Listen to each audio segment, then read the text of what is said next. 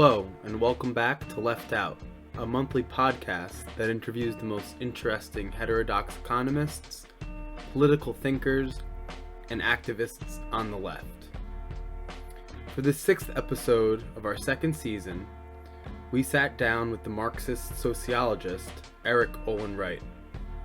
He's a professor of sociology at the University of Wisconsin-Madison and author of numerous books, including Envisioning Real Utopias, Understanding Class, and the forthcoming title, How to Be an Anti-Capitalist.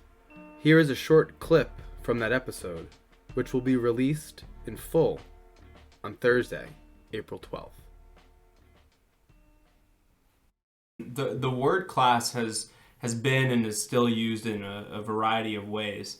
When some people use the word class, they are referring to those who are wealthy and those who are very poor.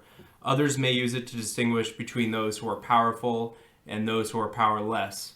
Oftentimes, these two conceptions of class are laid over the Marxian conception of class, which is very different. That is, it centers itself on distinguishing those who own the means of production and those who don't, or said differently, the difference between capitalists and workers.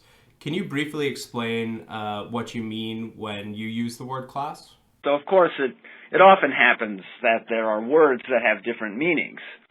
I think in this case we're talking about the use of a word, class, in which there are intersecting meanings, in which I would actually take the position that they're all legitimate, and that the problem for a Marxist sociologist interested in class analysis is to figure out how these different uses are connected. Can we articulate them into some more comprehensive, integrated framework?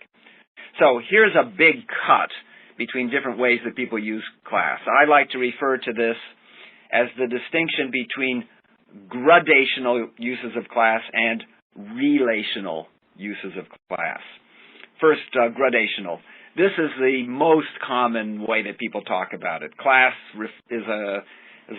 has an image of rungs on a ladder, and the names of classes reflect that scalar idea. There's upper classes, upper middle, lower, under class. That's another kind of scalar, vertical metaphor. Mm-hmm. Typically, when people have a gradational idea of class, it's embedded in a view of persons that we can describe as an individual attributes theory of class. People have particular attributes which explain where they are located on this ladder.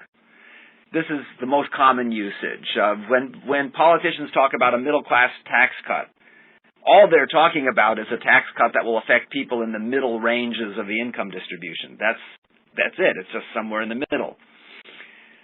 You often hear some really odd amalgams. People talk about good working class jobs that put people in the middle class, right?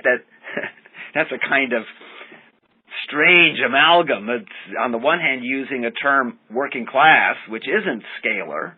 It's a relational idea, working class jobs, but that they put people into the middle class, that is, into the middle of the income distribution.